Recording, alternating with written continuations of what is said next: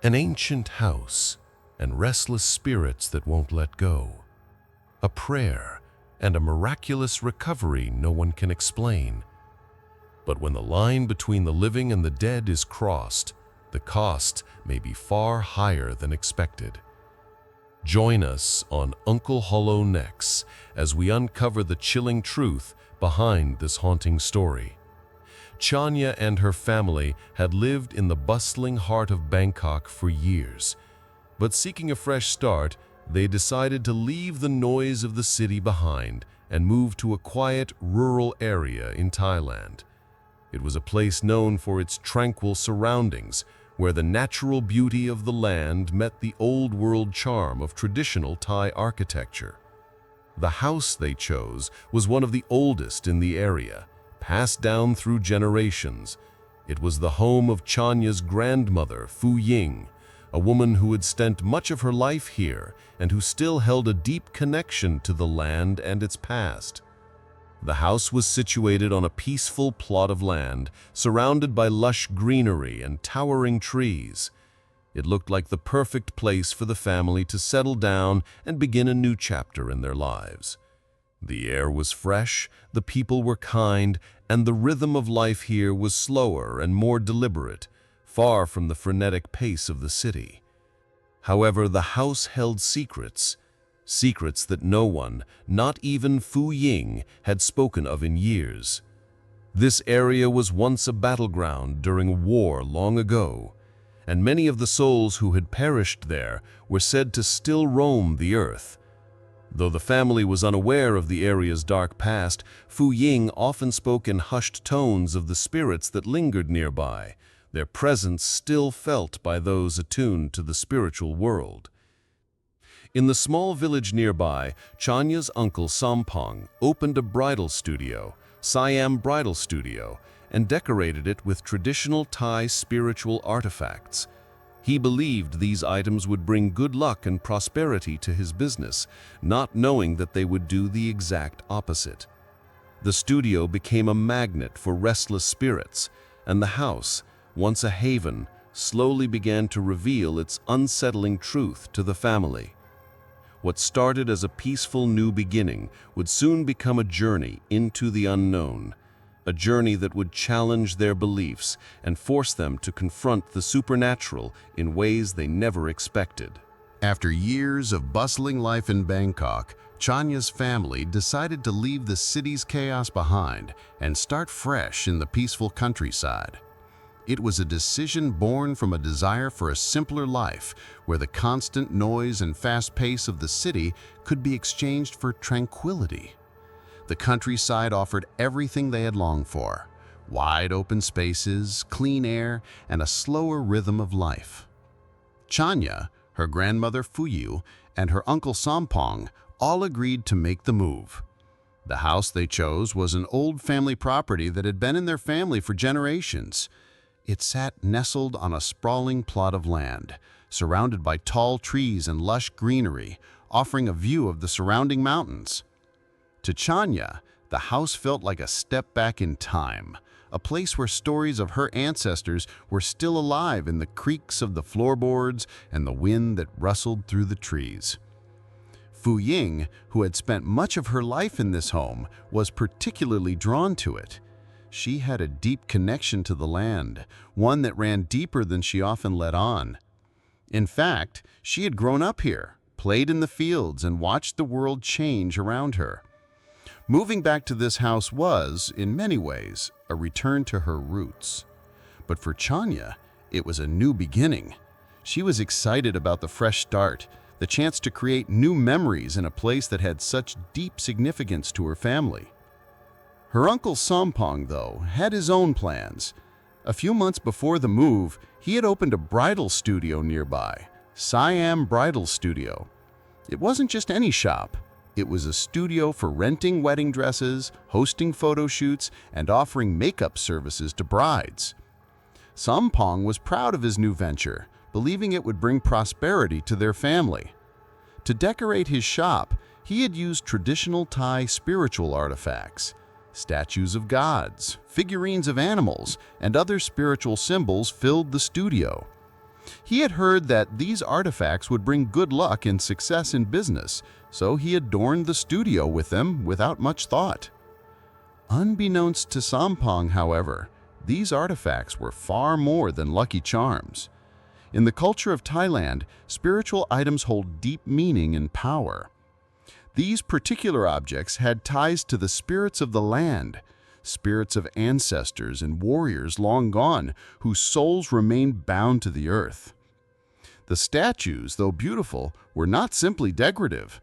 They were conduits for spiritual energy, and when they were placed in the bridal studio, they began to attract the attention of forces that Sampong could not have anticipated. As the family settled in, Chanya and Phuying spent their days unpacking and making the house feel like home again. The old house creaked and groaned as if waking from a long slumber, and the smell of fresh paint and new furniture filled the rooms. The mornings were peaceful, with the sound of birds chirping in the trees and the occasional rustle of wind through the grass. The nights, however, were different. The stillness of the countryside brought a sense of quiet, but it also felt strangely isolating. The house, though welcoming, seemed to have an air of mystery about it.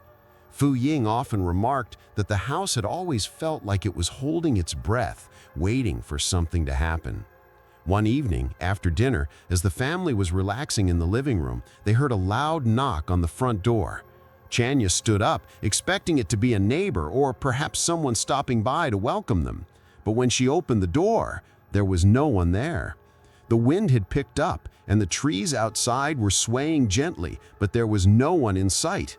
Chanya shrugged it off as a prank, perhaps a neighbor testing their nerves, but Phuying, who had been sitting quietly in the corner, stared into the empty space beyond the door with a look of unease.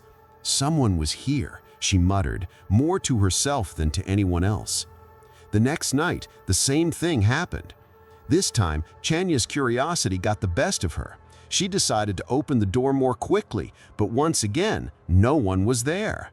The knocks had become louder, more insistent, as though someone or something was trying to get in. Phuying began to grow more concerned, sensing that the house wasn't as empty as they had hoped. At the same time, Sampong noticed strange occurrences at his bridal studio. The statues he had carefully placed around the shop began to shift positions, and objects would sometimes fall to the floor without explanation. He thought little of it at first, assuming it was a result of the shifting air or the vibrations from nearby construction. But soon the occurrences grew more frequent. The studio began to feel colder, even during the warmest days, and there was an eerie feeling that hung in the air, something unspoken, a presence just beyond the edges of their understanding. Sampong's initial excitement about his new venture began to wane, as he noticed his clients seemed uneasy when they visited. Some even claimed to hear whispers or feel a sudden chill as soon as they walked through the door. Sampong tried to reassure himself that these were just figments of imagination, but deep down, he couldn't ignore the strange, unsettling feeling that had taken over the shop. In the days that followed, Chanya began to feel the weight of the house's history pressing down on her. The peaceful life they had imagined was slowly slipping away, replaced by an invisible tension that seemed to surround them. As the family continued to adjust, they couldn't shake the feeling that something was not right, that something from the past was reaching out, trying to make itself known. It wasn't just the house or the studio, it was the land itself, steeped in the spirits of those who had lived and died here long before them. And with every passing day, the family found themselves drawn deeper into a world they didn't understand, a world where the past and the present collided in ways they never expected. As the days turned into weeks, the peaceful life Chanya had envisioned began to crumble.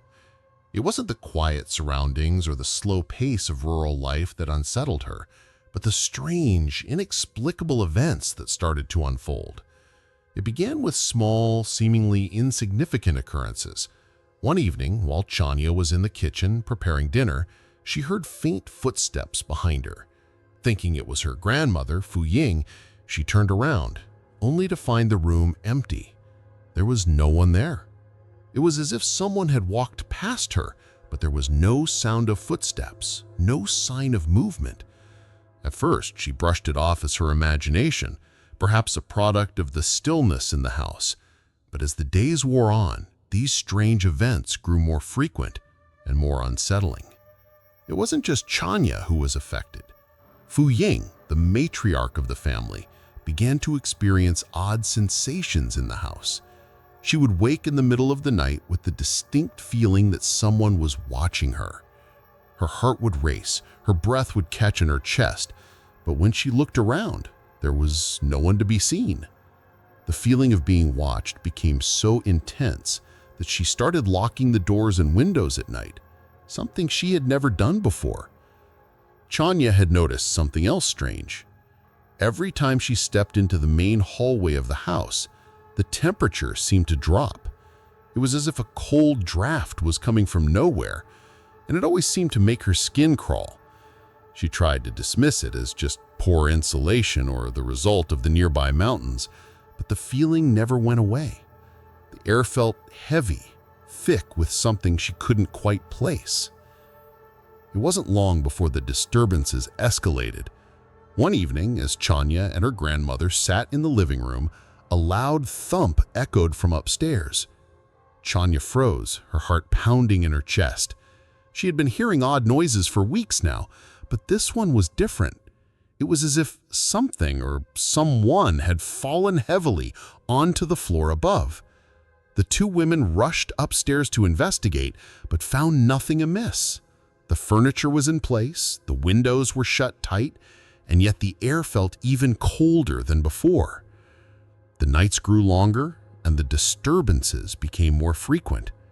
Phuying started to hear voices late at night, soft whispers that seemed to come from the corners of the rooms. She tried to ignore them at first, thinking it was just the wind, but the whispers grew louder, more distinct. One night, she heard a voice clearly call her name, but when she rushed to the source, there was nothing there. No person. No explanation. Meanwhile, in the bridal studio, Sampong was becoming increasingly agitated.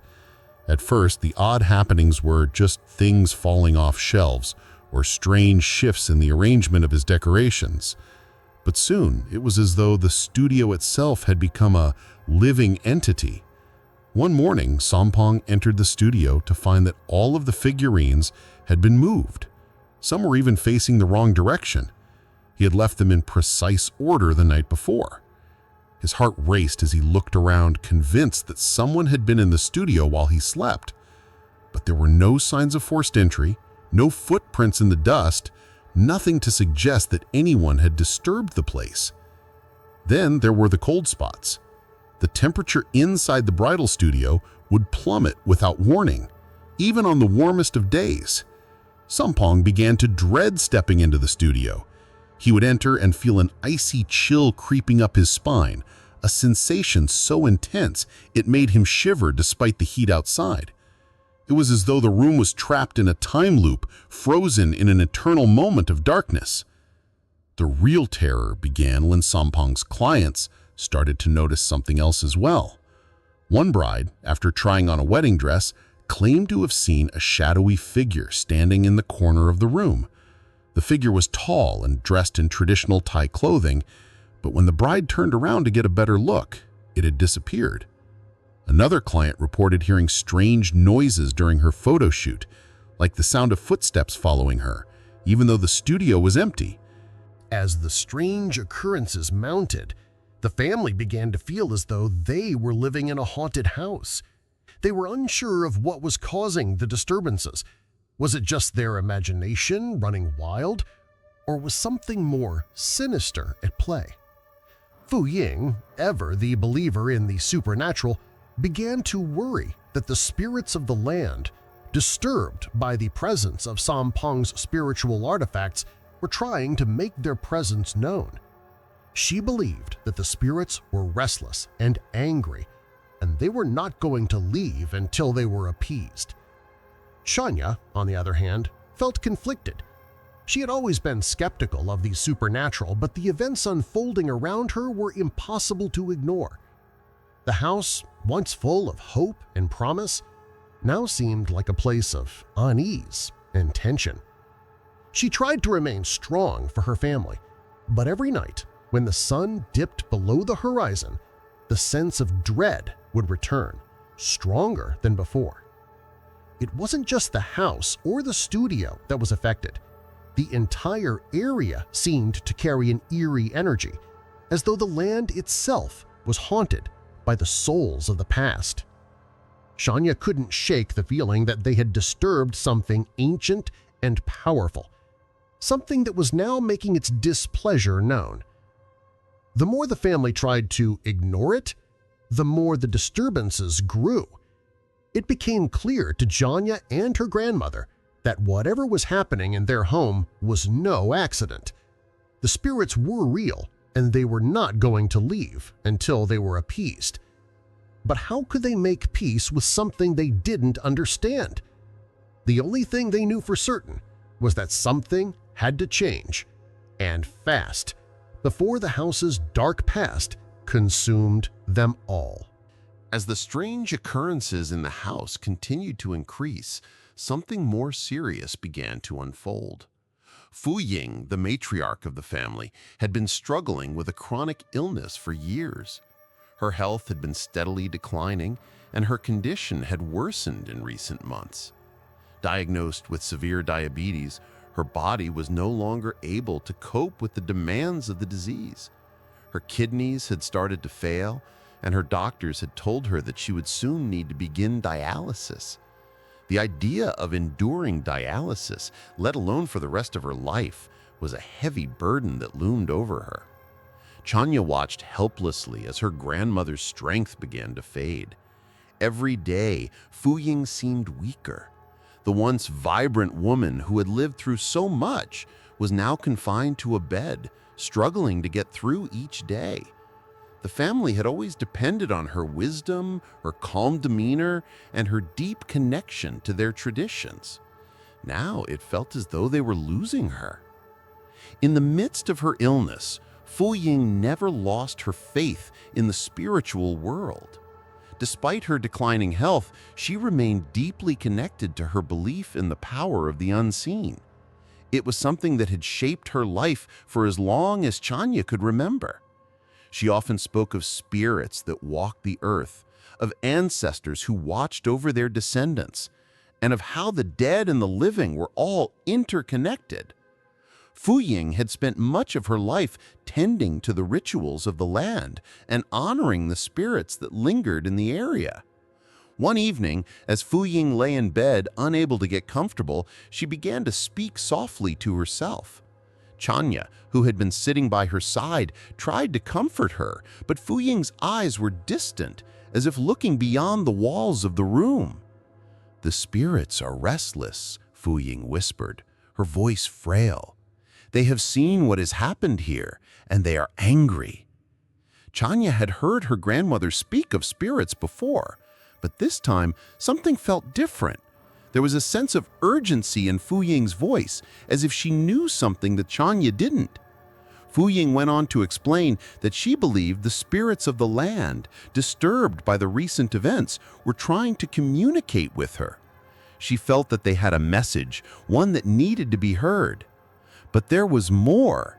She also believed that if she could offer them something in return, they would help her heal. Phuying asked Chania to gather a few things: incense, fruit, flowers, and a small statue of a Buddha. The ceremony would be simple, but it would be meaningful. The ritual was one of respect and humility, acknowledging the spirits and asking for their guidance and assistance. Phuying had always believed that if you treated the spirits with the utmost respect, they, in turn, would offer their help. As Chania prepared the offerings, Phuying closed her eyes and began to chant softly, the words flowing from her as if they were second nature. It was a prayer for strength, for peace, and for healing. Chania, unsure of what to expect, stood by her grandmother, silently observing. The room seemed to grow still, as though the very air around them was holding its breath. When the ritual was complete, Phuying slowly lay back down, exhausted but calm. "I have asked the spirits for help," she said softly. "They will listen. They always listen." The night that followed was unlike any other. For the first time in weeks, Phuying slept peacefully. Chanya, worried that the exhaustion of the ceremony had taken a toll on her, stayed close by her side.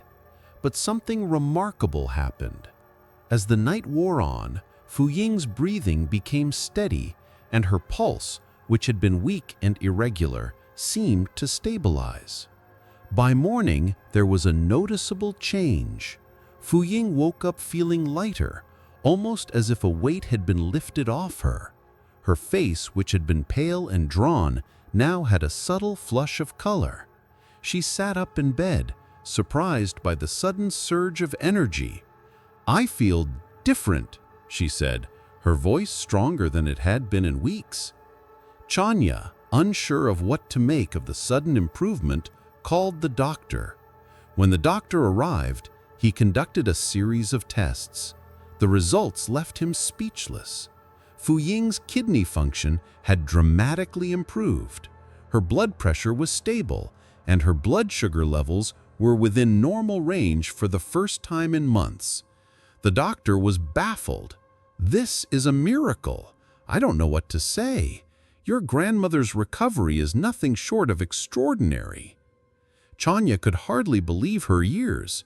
She had watched her grandmother deteriorate over the past few months, and now, just overnight, she had made an unbelievable recovery. Could it really be the spirits that had helped her?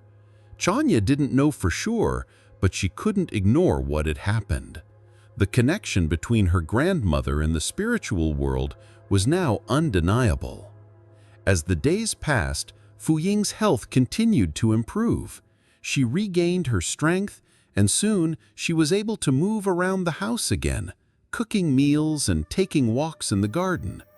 The family was overjoyed by her recovery, but a sense of unease lingered in Chanya's heart. She couldn't shake the feeling that the spirits had given her grandmother a second chance. But for what purpose? Phuying, on the other hand, seemed more at peace than she had in months. She no longer spoke of the restless spirits with fear, but with reverence. She believed that her recovery was a gift, a sign that the spirits had heard her prayers and were allowing her to live a little longer. But in return, Phuying was determined to honor the spirits even more faithfully, to offer them her thanks and respect in ways she had never done before. Chanya couldn't help but wonder if this was just the beginning. What had the spirits truly given them, and what would they ask in return? The line between the living and the dead was now thinner than ever, and their journey into the supernatural was only just beginning. As the days passed and Phuying's miraculous recovery continued to unfold, a sense of calm had temporarily settled over the family. They resumed their daily routines, grateful for the unexpected turn in Phuying's health. But, as time often reveals, the peace was fragile. Though Phuying was feeling better, the strange occurrences in the house and the bridal studio didn't stop. They only grew more intense. It wasn't just the whispers and cold spots anymore. Chanya, who had been more skeptical about the supernatural in the past, began to feel something she couldn't explain. It started with the distinct feeling of being watched. Every time she entered a room, it seemed as though someone was standing just behind her, but when she turned around, no one was there. The sensation was so strong that it began to unsettle her. She couldn't ignore it any longer. One evening after dinner, the family gathered in the living room.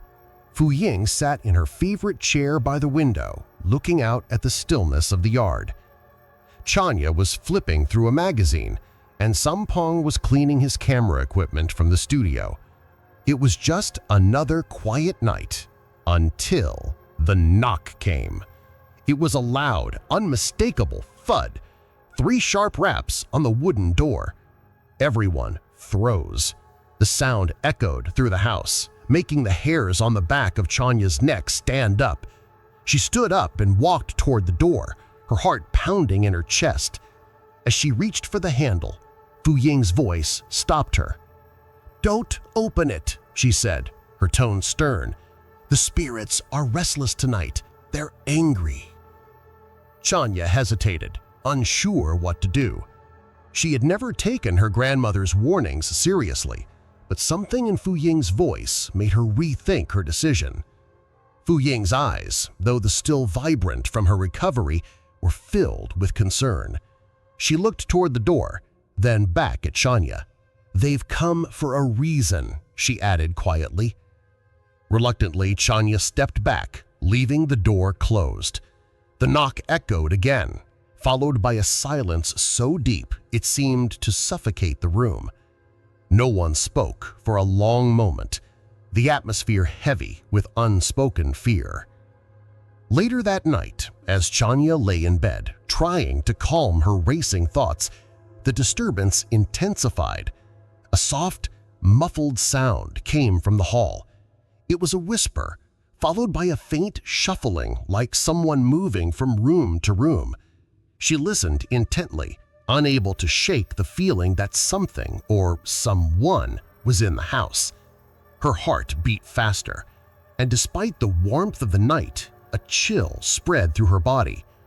She crept out of bed and quietly stepped into the hallway. The house, which had once felt like a home, now seemed oppressive. Every floorboard groaned beneath her feet, and the shadows in the corners of the rooms appeared to stretch unnaturally as if they were alive. The whispers grew louder, clearer. It sounded like multiple voices murmuring intelligibly in a language she couldn't recognize. Suddenly, she stopped dead in her tracks. At the end of the hallway, a figure stood. It was a woman, dressed in a traditional Thai costume, with long dark hair cascading over her shoulders. The figure was still, almost statuesque, as if it were waiting for her to acknowledge its presence. Chanya's breath caught in her throat. She stood frozen, staring at the apparition, unsure whether she was dreaming or seeing a spirit. The woman's face was pale, her eyes dark and unblinking. The figure didn't move, but Chanya could feel its presence, its energy radiating in the air. For a moment, Chanya did nothing.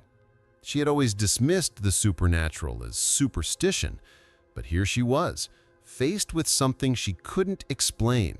She knew that she had to confront whatever it was. The ghostly figure remained motionless, as though it was waiting for her to make the next move. Taking a deep breath, Chanya gathered her courage. She stepped forward, her legs trembling, but determined. "What do you want?" she asked softly, her voice barely a whisper. The figure's lips parted, but no sound came out. Chanya took another step closer. "Why are you here?" she demanded, her voice growing stronger. She had to know. She had to understand what was happening in this house. The figure didn't answer immediately. Then, as if responding to Chanya's plea, the ghostly woman slowly raised her hand and pointed toward the stairs. Chanya's eyes followed her gesture, and to her horror, the hallway seemed to stretch into darkness beyond the staircase. The woman's gaze never left her, but her body began to fade, her outline becoming more and more transparent with each passing second. Suddenly, the whispering voices grew louder, like a chorus of mournful cries. Chanya's heart raced as she looked down the hallway and up toward the stairs, her mind struggling to comprehend what was happening. In that moment, she understood that the spirits weren't just visitors. They were trying to communicate something important. Before she could gather her thoughts, the figure disappeared into the shadows, leaving Chanya alone in the silence of the hallway. She felt her chest tighten with fear, her pulse hammering in her ears. Was this the work of the spirits Phuying had spoken of? What had they been trying to say? The next morning, Chanya approached her grandmother, still shaken by the encounter. Phuying listened quietly, nodding as she heard Chanya's story. When Chanya finished, Phuying spoke with a calm authority that made Chanya's blood run cold. The spirits have been waiting. They have something they want to tell us, something we must understand, but we must be careful.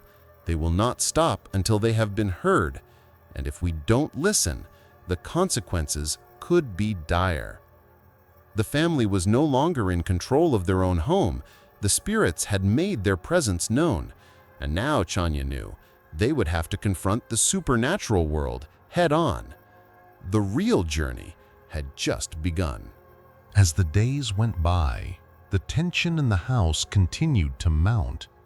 Chanya and her family could no longer ignore the presence of the spirits that seemed to haunt their home. The unsettling noises, the whispers in the dark, and the strange apparitions had grown impossible to dismiss. Chanya, who had once been skeptical of her grandmother's beliefs, found herself at a crossroads. Something had to be done.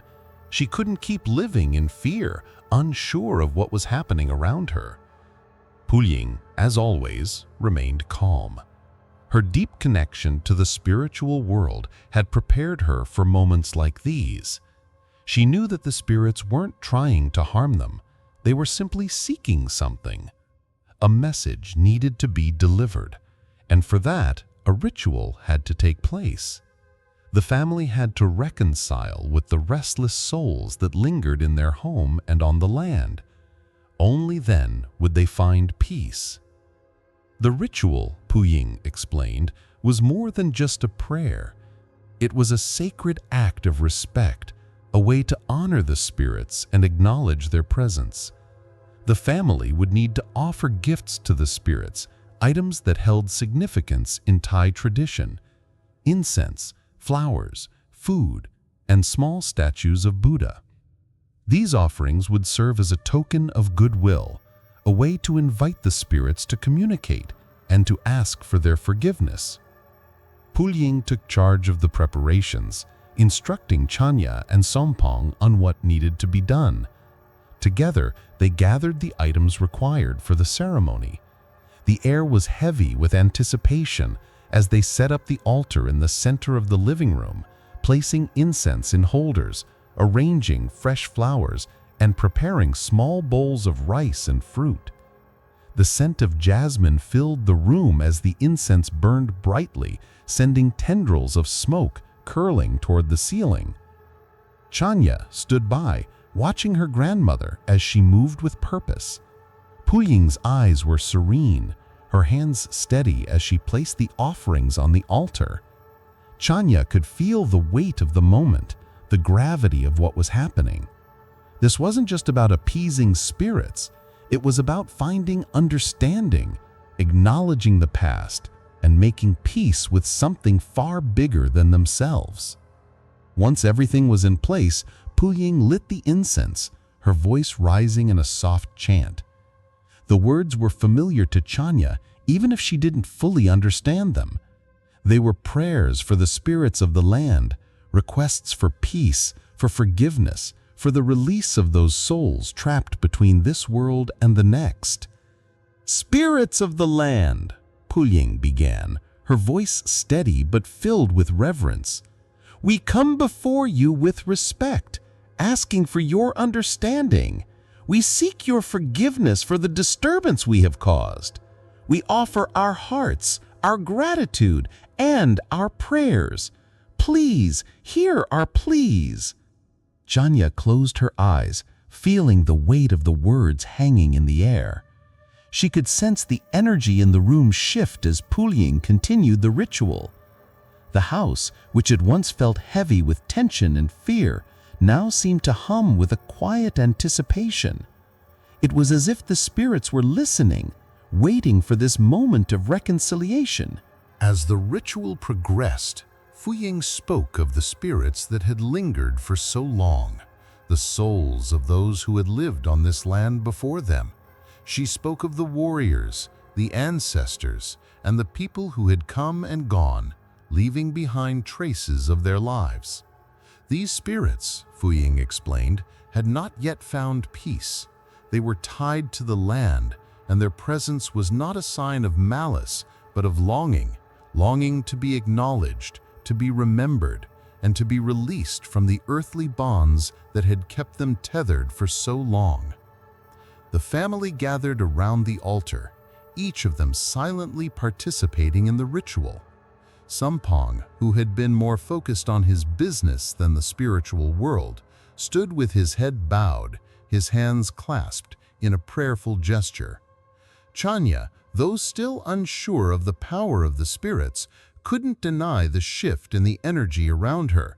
She felt as if the very walls of the house were listening, as if the land itself was holding its breath, waiting for the ritual to reach its conclusion. Finally, Phuying reached the end of the chant. She stood still for a moment, her eyes closed in deep concentration. Then, slowly, she raised her hands in a gesture of release. "May the spirits be at peace," she whispered. "May they find the rest they have longed for." There was a profound silence that followed. The air in the room felt lighter. The tension that had gripped the house for so long seemed to dissolve. It was as if the spirits had accepted the family's offering, as if the message had been delivered and understood. Chanya opened her eyes and looked around. The room was still, but it no longer felt oppressive. The shadows in the corners of the room, which had once seemed so menacing, now appeared soft, almost welcoming. For the first time in what felt like weeks, Chanya took a deep breath and felt a sense of calm wash over her. The next few days were different. The whispers in the night faded away, and the cold spots in the house seemed to disappear. Sampong, too, noticed a change at the studio. The unsettling shifts in the figurines stopped, and the temperature in the room became normal once again. It was as if the house had been reborn, freed from the weight of the spirits that had once haunted it. Chanya still couldn't fully explain what had happened. Was it the ritual, the power of the spirits, or was it simply the release of tension, the acknowledgement of something greater than themselves? Whatever it was, she felt a deep sense of gratitude for her grandmother's wisdom and the courage to confront the unknown. The family had faced the spirits and had offered them peace. In return, they had found peace themselves. The house, once a place of fear and uncertainty, was now a home again, a place where they could live, love, and honor the spirits that had walked this land long before them. The journey was far from over, but for the first time, Chanya felt ready to face whatever came next. The days following the ritual brought an unexpected calm to the household. What had once felt like a house of shadows and whispers slowly began to feel like a home again. The weight of fear that had clung to the walls, to every room, seemed to lift. Chanya, though still processing the strange events that had unfolded, found herself at peace in a way she hadn't been in weeks. The air was lighter, the quiet of the night less oppressive, and the unsettling feeling of being watched had finally subsided. Phuying, ever the spiritual guide, seemed more at ease, her health continuing to improve. Her miraculous recovery was still a source of amazement to the family, but now it felt as though there was a deeper understanding between the living and the spirits. The ritual had bridged the gap between the two worlds, offering not only healing for Phuying, but also a resolution for the spirits who had lingered in the house. It was as if the family's respect for the unseen had made way for peace to settle in their lives. For Sampong, the changes were more than just spiritual. His bridal studio, which had once been plagued with unsettling occurrences, returned to normal. The figures and artifacts that had seemed to move on their own were now perfectly still. The chilling temperature that had once filled the room was gone. He found himself walking into the studio with a newfound sense of ease, grateful that the strange disturbances had stopped and he could now focus fully on his business. But it wasn't just the physical changes that mattered, it was the shift in their understanding of the world around them. The family began to embrace a more profound connection to their surroundings. They no longer saw the spirits as forces to be feared, but as entities that needed respect and acknowledgement.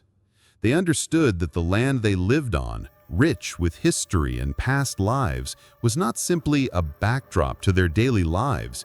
It was a living, breathing entity with its own energy, its own rhythm, and its own demands. For Chanya, the experience was transformative. She had once dismissed the supernatural, thinking it was nothing more than superstition. But after witnessing the events firsthand and participating in the ritual with her grandmother, she had come to a new understanding. She no longer saw the spirits as mere figments of the imagination, but as part of the intricate web of life that connected the past and the present.